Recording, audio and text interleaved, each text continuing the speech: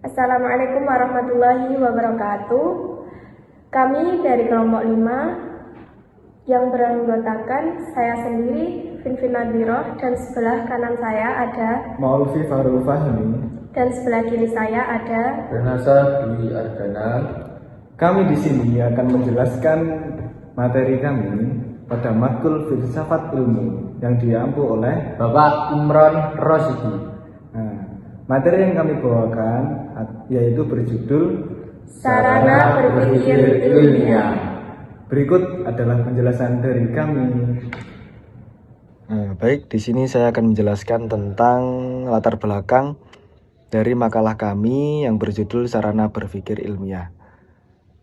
Berpikir merupakan salah satu upaya manusia dalam memecahkan masalah. Dan secara garis besar, berpikir juga dibedakan antara lain yaitu berpikir alamiah dan berpikir ilmiah.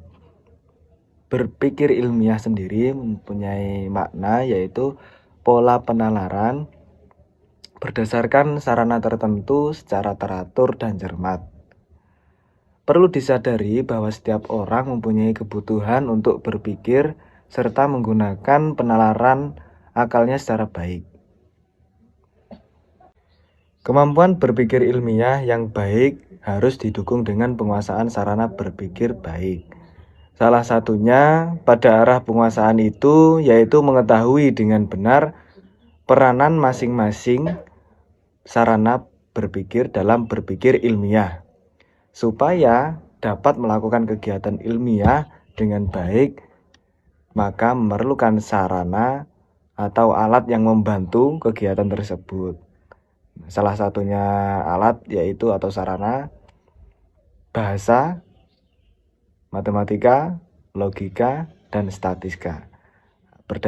Berdasarkan ulasan tersebut, maka kami membuat makalah ini dengan membahas antara lain yaitu pengertian berpikir ilmiah, sarana berpikir ilmiah, dan apa saja poin-poin dari sarana tersebut.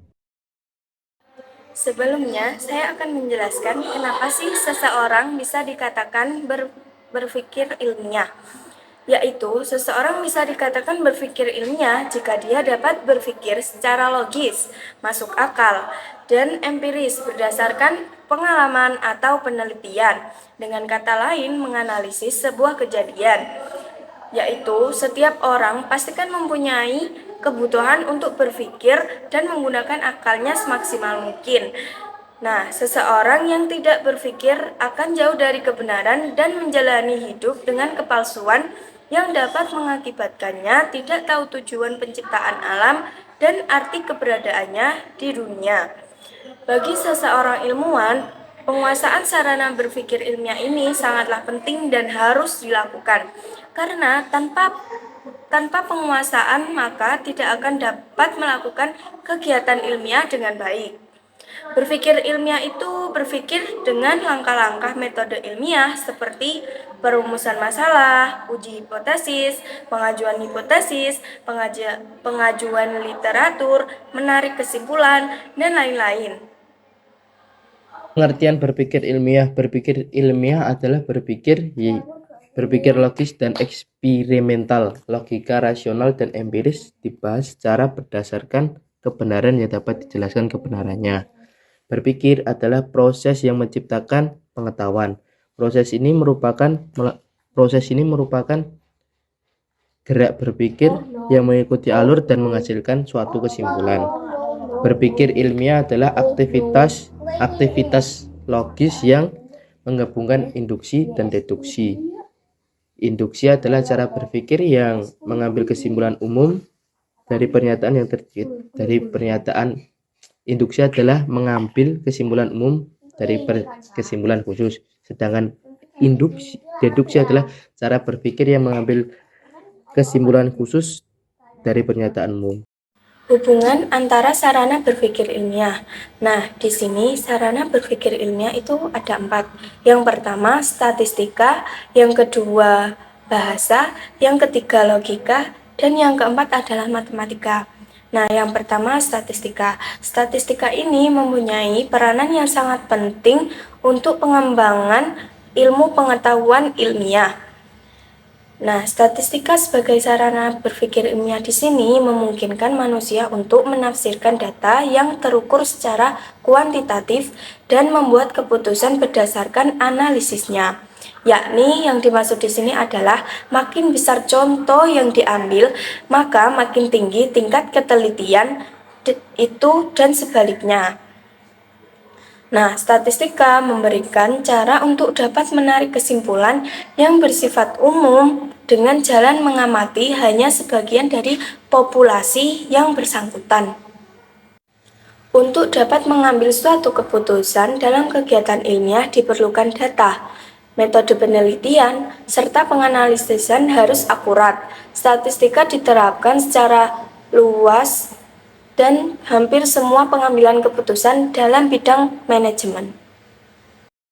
Bahasa memungkinkan manusia saling berkomunikasi dengan menggunakan kata-kata untuk memahami dan menuangkan konsep secara tertulis maupun lisan. Jadi ketika kita berbicara pada orang lain, kita juga harus menggunakan bahasa, dan ketika kita melakukan penelitian secara ilmiah, kita juga menggunakan teks-teks dengan bahasa yang tepat dan benar secara kaidah kebahasaan. Logika adalah cara berpikir yang sistematis, rasional, dan bertanggung jawab. Oleh karena itu, berpikir logis adalah berpikir yang sesuai dengan aturan-aturan berpikir. Berpikir tidak bisa dilakukan sesuka hati. Realitas begitu banyak jenis dan macamnya. Berpikir memerlukan gaya berpikir yang sesuai, dihubungkan oleh sifat dan struktur tertentu. Pemikiran kita harus mengikuti hukum-hukum tertentu. Aturan cara berpikir yang benar. Klasifikasi. Sarana berpikir ilmiah yang keempat yaitu matematika. Nah, dalam melakukan kegiatan ilmiah agar baik, maka diperlukan sarana berpikir ilmiah yang salah satunya yaitu matematika.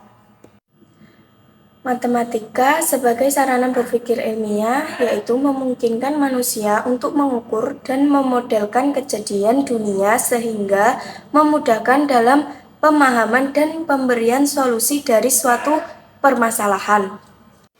Matematika mempunyai pola pikir yang bersifat deduktif dan konsisten. Ada 10 peranan matematika sebagai sarana berpikir ilmiah. Yang pertama yaitu menggunakan algoritma. Yang kedua, melakukan manipulasi secara matematika. Yang ketiga, mengorganisasikan data. Yang keempat, memanfaatkan simbol, tabel, dan grafik. Yang kelima, mengenal dan menentukan pola. Yang keenam, menarik kesimpulan. Yang ketujuh, membuat kalimat atau model matematika. Yang ke-8, membuat interpretasi bangun geometri. Yang ke-9, memahami pengukuran dan satuannya.